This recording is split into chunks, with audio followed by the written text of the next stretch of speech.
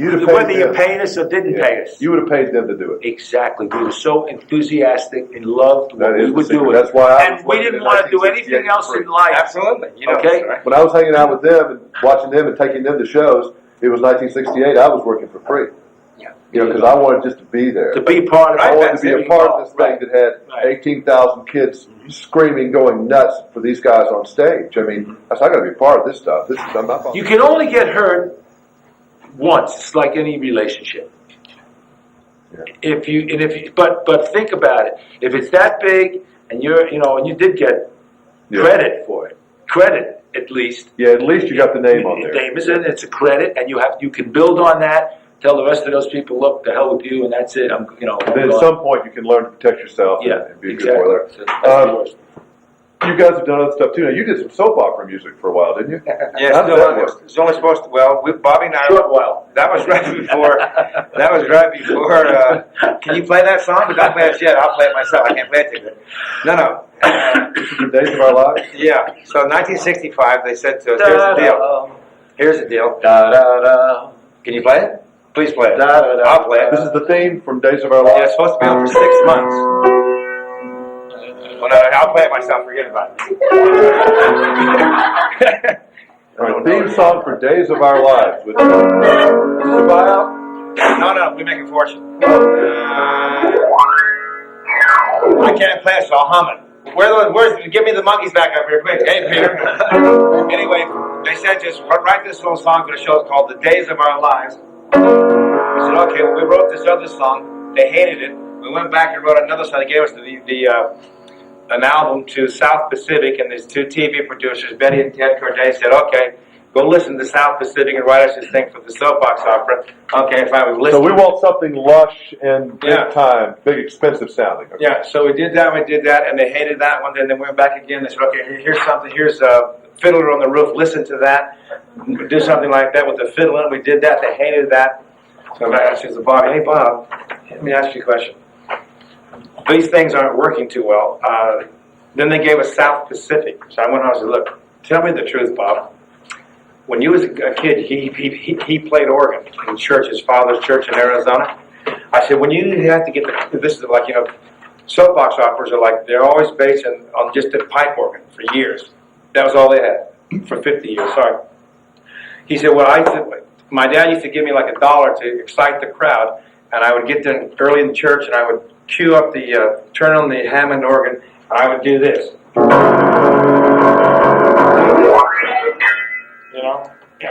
Great, hallelujah, money, money, money, right? I said, wait a second, do that. So he went, yeah. So he gave it. He kind of played that, right? And I went, hold it, that's it, unbelievable. Wait, try this out. What does it have to do with the Days of Our Lives is what I want to know. This is the Days of Our Lives. Oh, it is. Oh, okay. I went, listen, here's the next one. Da da da. And he went, da da da da da. Like 22 minutes later.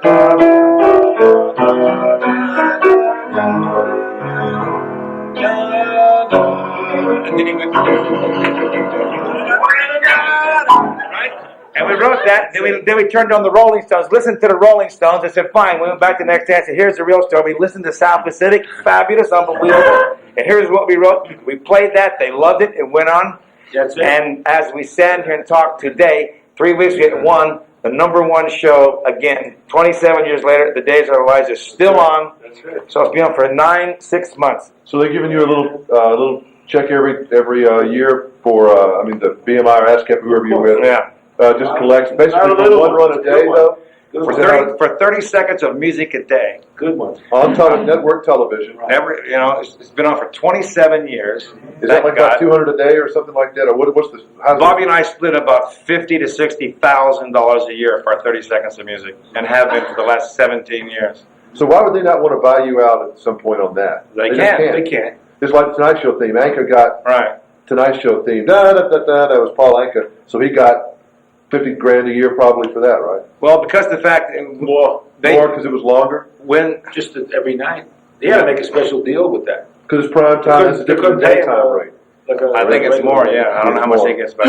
But when the two creators of the show died, they left it to their son, And once he found out how much money we were making, because not only do we make $50,000, at least, and split that to two songwriters, the publisher makes $50,000. That's $100,000, and BMI makes $50,000 for collecting our $50,000. So that 30 seconds of music 150 grand makes 150 grand a year. And which so, on a line item on a TV show, you got to have a theme anyway. 150 grand, that's nothing. I mean, No, it's nothing. to them, when you're doing that big expense, they're spending that much on makeup every year and all that, but it's it's an annuity.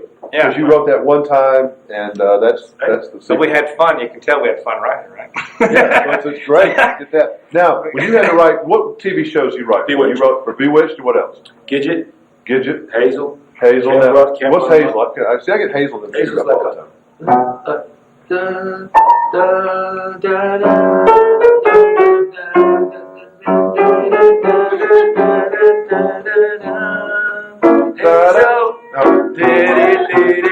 Guys from vaudeville.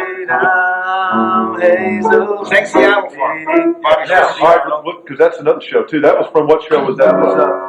That was from Here Come the Brides. Anybody ever heard of that one? Here Come the Brides, from Bobby Sherman, the '60s. Now they told you to write that song for the show so you could sing it. What happened was we were writing the theme songs. Don't forget, we also wrote Camp Run 'Em Up. We also wrote The Wackiest Ship in the Army. So we kept getting these titles that were impossible to be hits. I mean, they had these TV shows, but they wanted us to write. But we had to write them because that was it. The Wackiest Ship in the Army, Camp Run 'Em Up, Hazel. Okay, Hazel. We got one called "Do the Ski with Me." So when from Here Come the Bride show came, it was such a great feeling because they said we don't want a song called Here Come the Bride. Here come the brides. Yeah. Here come the brides. They said, so it could be anything you want. So it was a great break. So we got the script, read the script, and realized that it took place in a logging camp, turn of the century in Seattle. And my co-writer, Ernie Sheldon, came up with the idea to write a song called Seattle, which he did. He wrote the words top to bottom. Every period is there. Handed me the sheet, and I wrote without having a theme at all. He had no idea what the music would be. No. He just wrote, He wrote the bluest skies I've ever seen are in Seattle. Exactly. I did not change one word, and that particular song I wrote the music to the words that were written, and I didn't change a word, and that was it. I guess it went like this.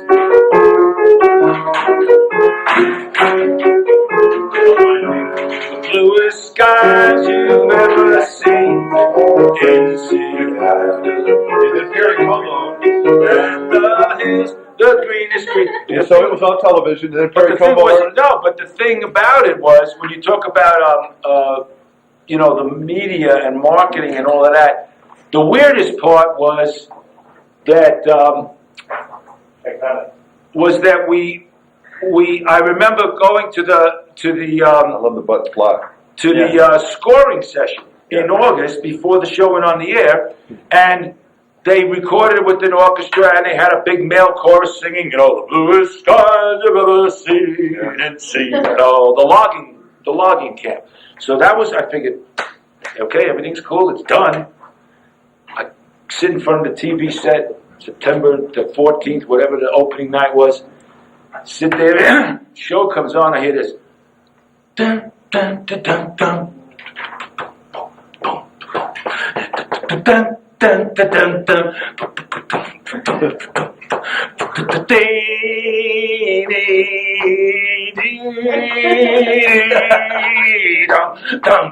What the hell was that? The track. The producer didn't like those the bluest skies. He didn't like the voice. He said, well, take them off. Just put the track on. What doesn't make a difference, does it?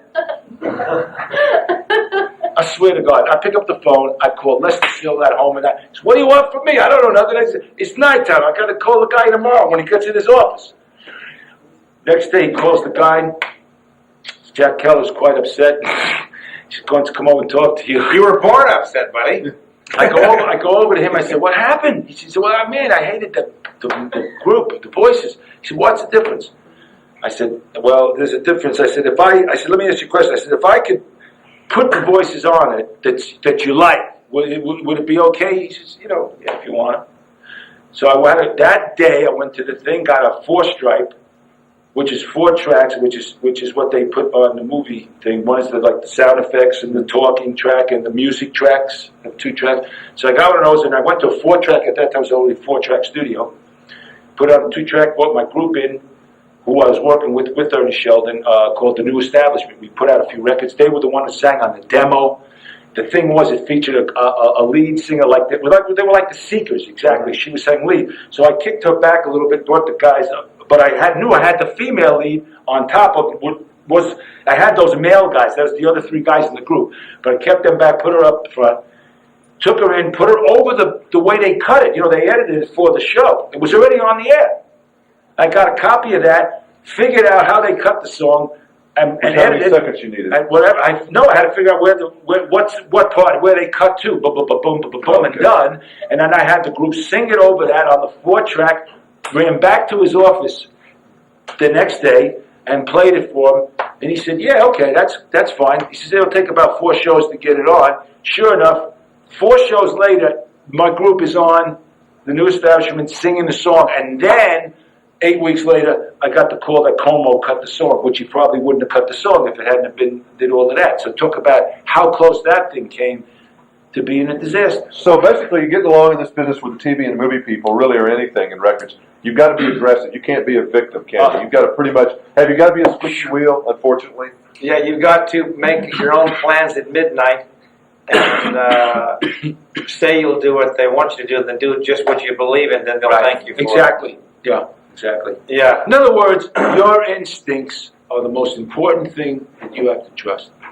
You have to learn how to trust your instincts.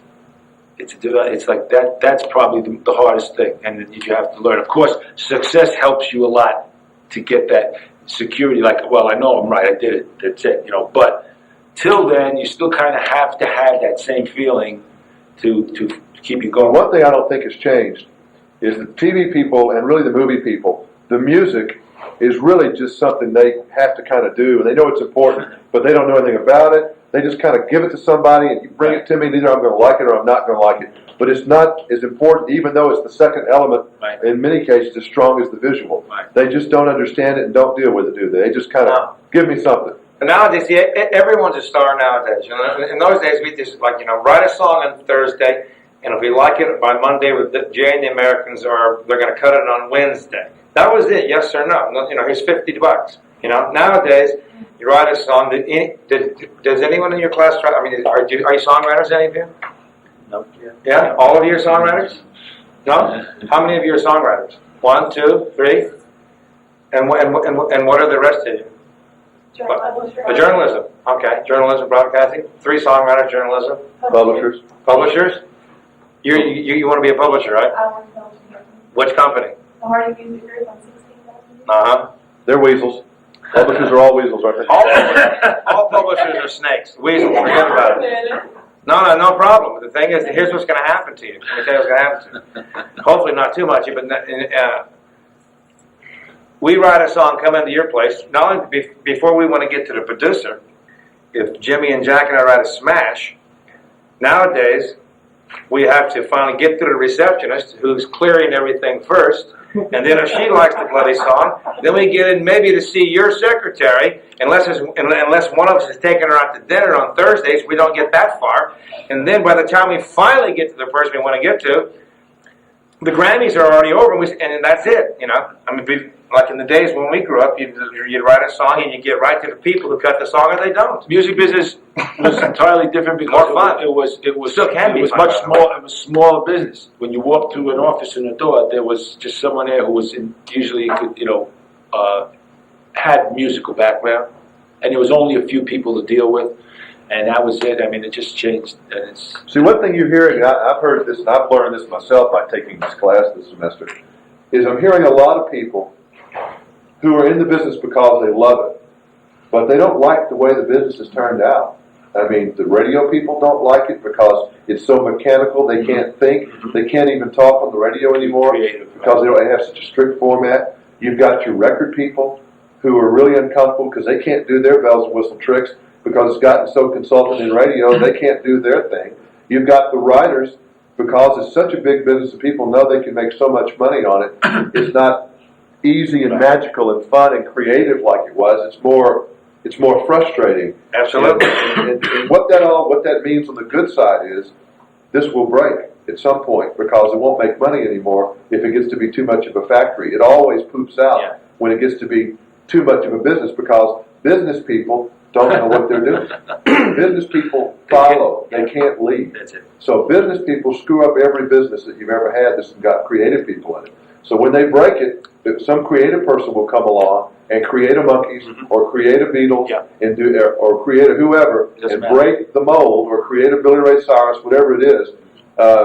They'll hit a big spark because business people are only going to do what's safe. Right. They cannot do anything because business people by their nature can't take a chance. And people who don't take a chance don't get anywhere in life. What a speech. Isn't it true? That's true. Well, but let me ask you this, Judge. It's absolutely true. But like I said, when you were digging the Boyce and Heart thing in the Park with the Raiders in '68, how old were you then? I was 1968. I was 16. Just old enough to get my driver's license. Okay, and you were living in Alabama. In Montgomery, Alabama. And what were you actually? What aspirations did you have? All I knew was I wanted to be on the radio at the time. On the radio. I wanted to be a disc jockey. You know, a disc jockey. Because I hung around the radio station. Mike and I used to write surfing songs together. Did your band ever like pattern yourself after the Beach Boys or the Monkees or the Parker and the Raiders? Little garage. Probably a little bit of everything in '68. We had little Monkees in. Yeah, but you did it before that. You talking? You were 15, 16 when you we were really young in the 6th grade. So we were probably copying the Beatles at that point. Yeah, we were copying the Beatles for sure. Makes sense. You know, and there's room for somebody to copy somebody, but it's the originals that always go, you know, like that. But it's really, you know, it's always amazing to me how business, you know, and it's going to be your role and your job is to, you're going to have to conform to a certain degree. You're going to have to find whatever it is, that little place that allows you to fit in. If you're in this business, in the music business, television business, film or whatever, there is no space for you. It's sold out. So you have got to find a way to get in. You've got to find a way to weasel yourself in. You've got to make yourself unique. You've got to make yourself memorable because the business is sold out. It always has been sold out. There are only so many places and they're filled. You've got to create a space. You've got to make them have to have you because you work so hard, you're so wonderful, you're so original, you're so energetic, you're so cheap. Whatever it is, you've got to get into the business. And you know that was a great price, by the way. You know that there was no such dance called the Achy Breaky. That was the fallacy somebody made up. Somebody at Billy Ray Cyrus's camp and sent out with the lyrics to all the radio stations, and this is the new dance. There was no dance. Somebody's, you know, there was no dance. But like he said, you have to think of this thing, you know, because that was just, that record. I love that record myself. And the guy that wrote it, you know, he wrote it 12 years ago. And that was it. Then he was sold out. He was out of the deal. How important was it for you when you were a performer to understand what radio was up to? Charts, the record business. Did you care about the record business, or were you just out there writing songs? All we cared about was to be in the top 5. That was it. You know how we got there, as long as we got there. So you think it's not important to know about it? To know about the charts? To know about the business. Well, yeah, we knew something about it. You know, we knew that it was pretty much like you said. You know, no one knew what they were doing. No one really knew. I mean, even with I Wonder What She's Doing Tonight, which is Herb Alpert and Jerry Moss's first rock and roll hit, $1 million seller, we were up every morning with the promotion man, 6 o'clock, 7 o'clock, making phone calls, boom, boom, boom, boom, boom, and they spent all this money on us, even with Alice Long. And the record only went, and it was selling like 100,000 a week, and only went to number 38. That was it. But, you know, the radio took a pass. That was it. And I said to Jerry Moss, Jerry, I don't mind if it goes to number 38, nor does Bobby. If we were selling like 20,000 a week, we're selling 100,000 records a day. We sold 150,000 records in Chicago alone. You're telling me that you're going to let the Billboard Cashbox magazine drop this new baby that you want a rock and roll hit out the window? How much money do you spend? Because I knew about the business. Yes. And I said to Jerry Moss, the president of A&M Records, how much money do you think you and Herb spend on advertising every year with Billboard and Cashbox magazine? He said at least $500,000 for openers. And I said, okay. then you're going to let them dump your record that you want to bring rock and roll to this company at number 38 when it's already sold 450,000 records. You're going to let it stop at 450? He said, well, I really want. I said, well, here's what I'd do if I were you. I'm sitting right in his office. I was sitting there, and I said, I would call Billboard. If I was Jerry Moss, I would call Billboard magazine right now and Cashbox, the president, whoever makes the deal, and say, here's the deal. I Wonder What She's Doing Tonight is a smash. It's my baby. I know it's a hit. It's selling 100,000 records a day or a week, I don't know, whatever it was.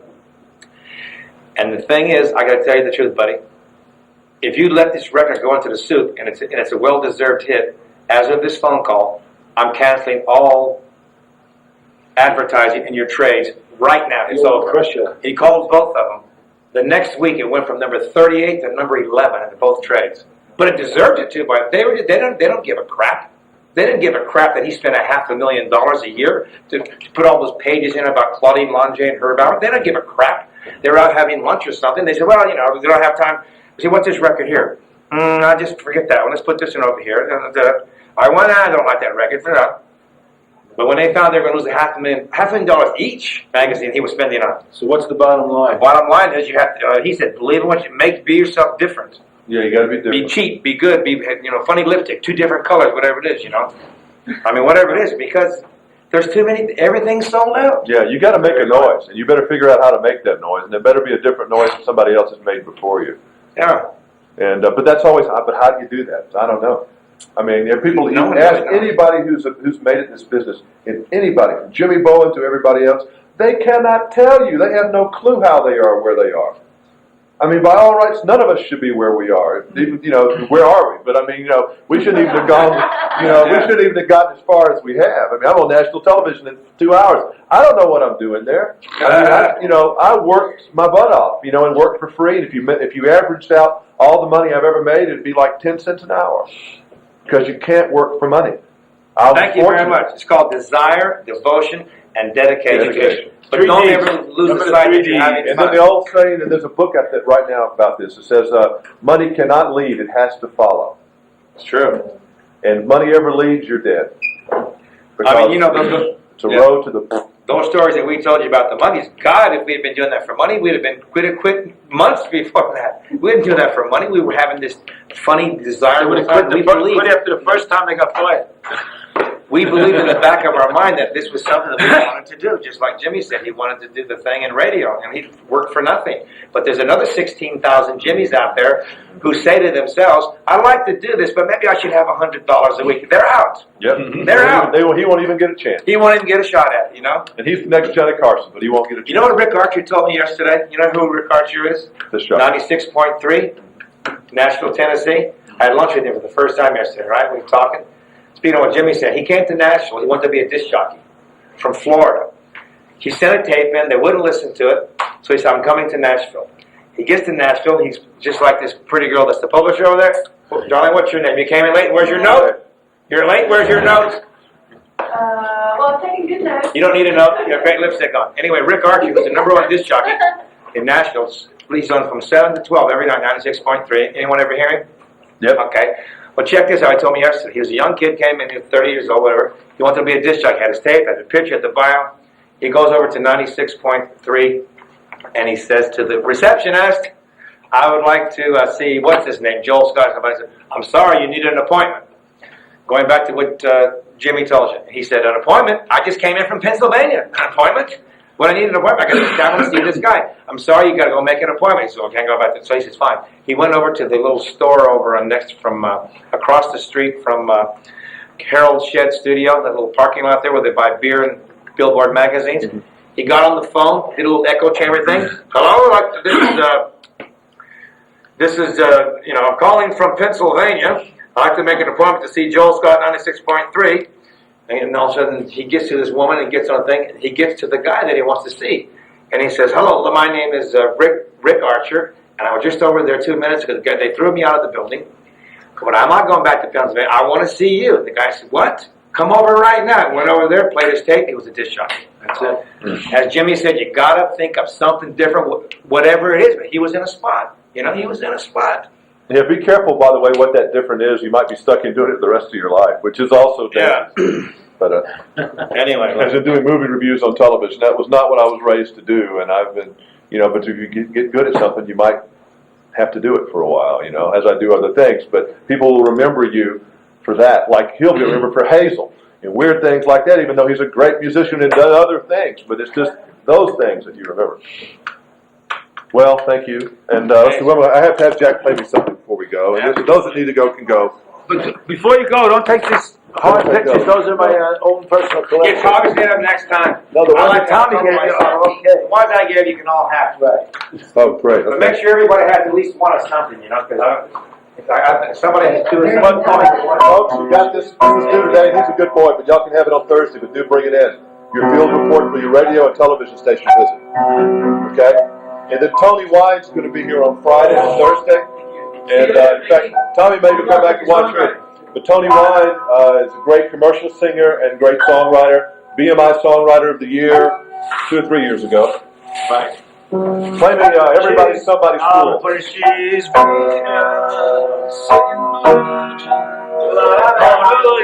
like a ponytail. She's all she's the girl who stole No, I've got to go. And they want to sing Run to Him again, so play Run to Him. I'm going to make that again. Hey, Locksmith, this song, play Run to Him. Run to Him. Don't play so goddamn loud. Y'all heard that song? I'm trying to get a girl to sing this. Run to Her.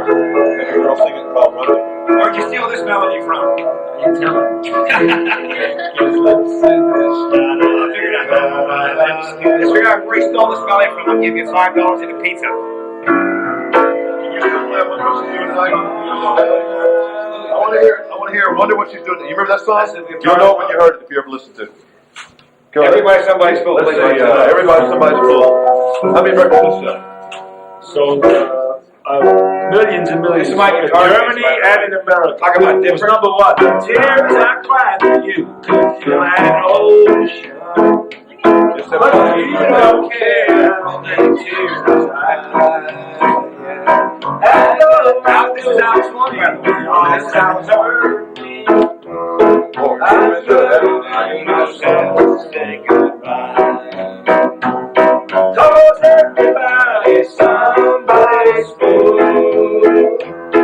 Yes, everybody's somebody's fool. Would you like to dance, Jimmy? No, thank you. Always was a great skating song, you know. Yes, everybody's somebody's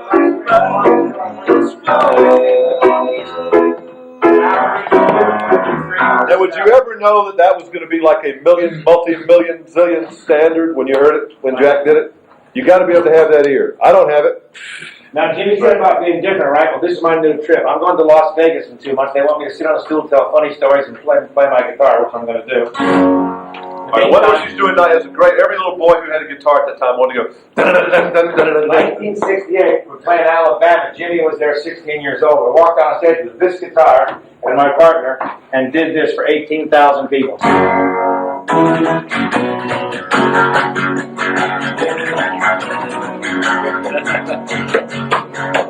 If I had told her that I loved her, she would have stayed till the north wind. But I guess she couldn't understand it when I said I wanna be your friend. Okay, Baba. Because a friend could never doubt you or ever put you uptight. And now I wonder what she's doing tonight. Oh yes, I wonder what she's doing tonight. I will wonder what she's doing tonight. Sha-la-la-la-la tonight. Now, what does Valerie sound like?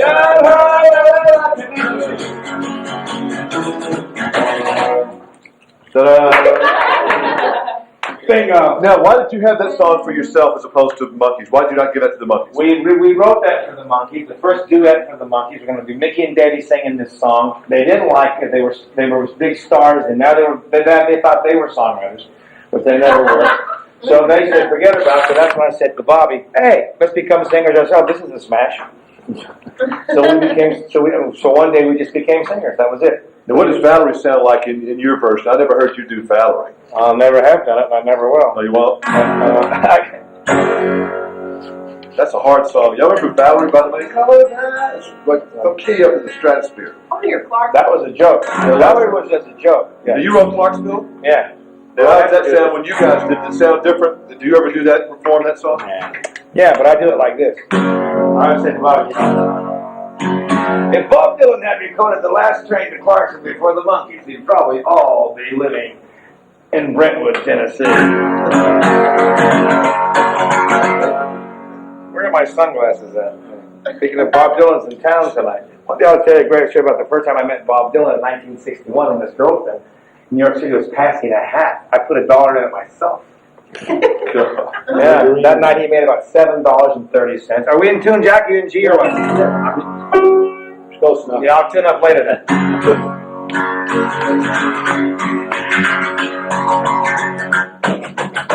We'll take the left, drink what's real right. We do the together.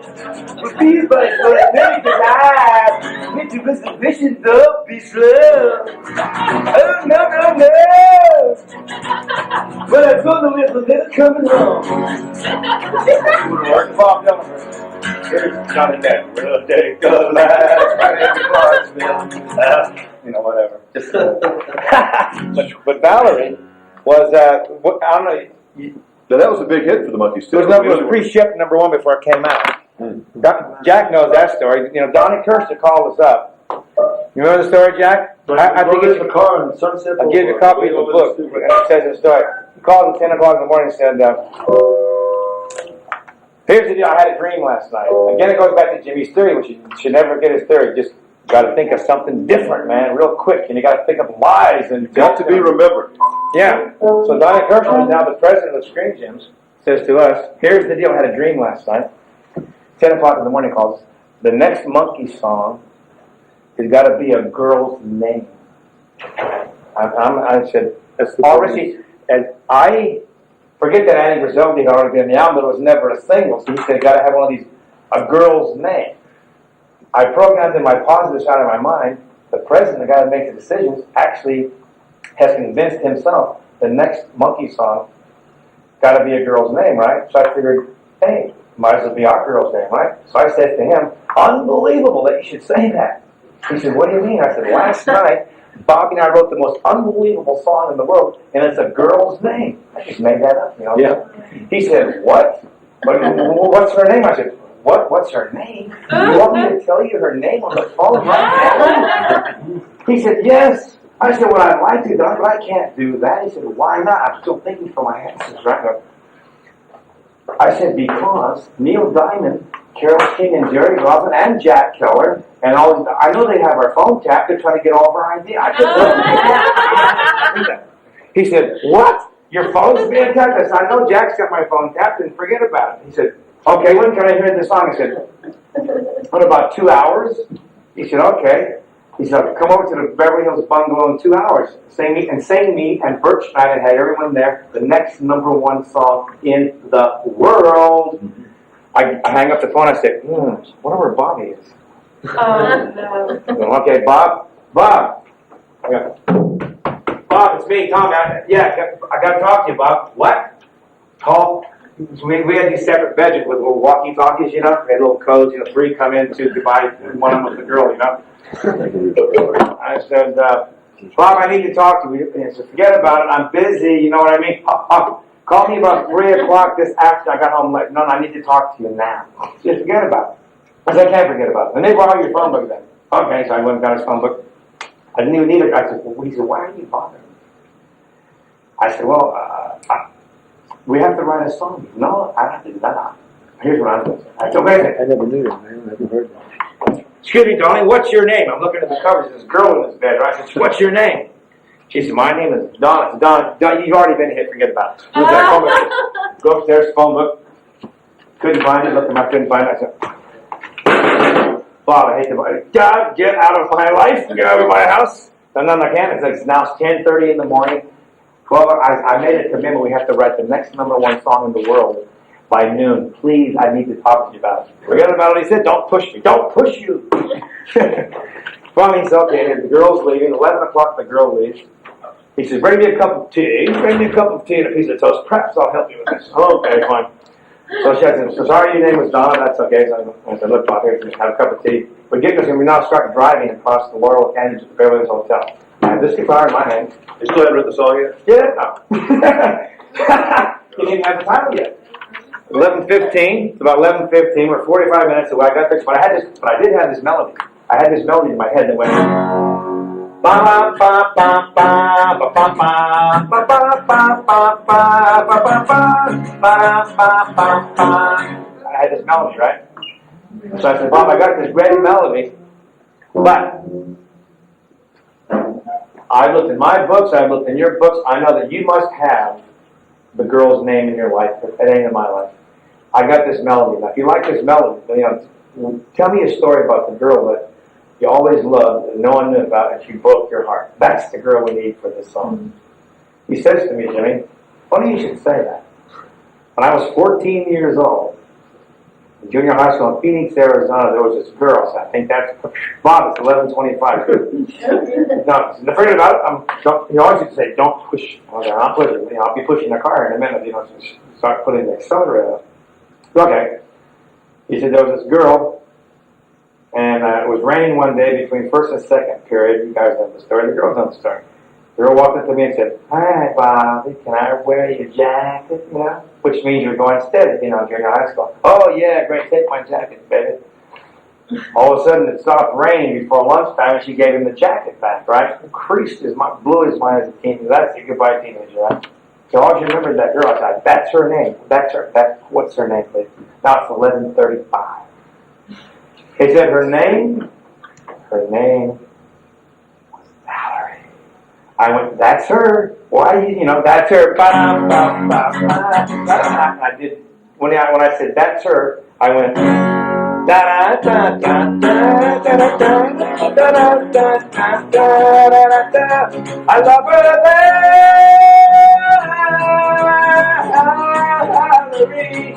We both started You wrote the chorus first. You wrote the... That's how we wrote the chorus. Then you had sing a high part, please.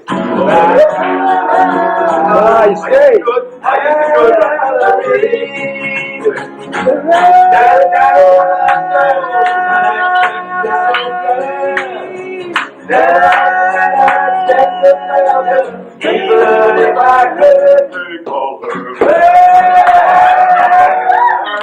That's a hard song to sing, though. Wow. Pretty hard. So you kind of knocked it all out and you had it. You liked it? No, we only had the chorus written, and we had the chorus when we got to the hotel.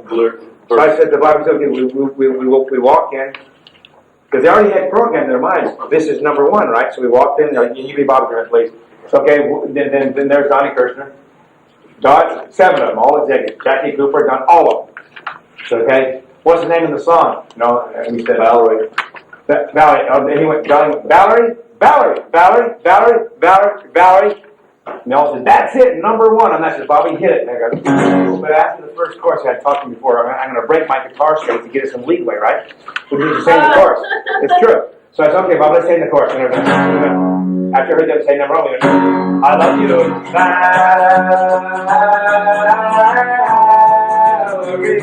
I love that. Now take the words. That's it, sir. Oh, God, my guitar strings are broken. And they said, what, you can't stop me. No, I'm really sorry, the strings broke. I just went, And he went, we have to hear the rest of it. I said, no. It would take me at least 30 minutes to change the strings. He said, Jesus Christ.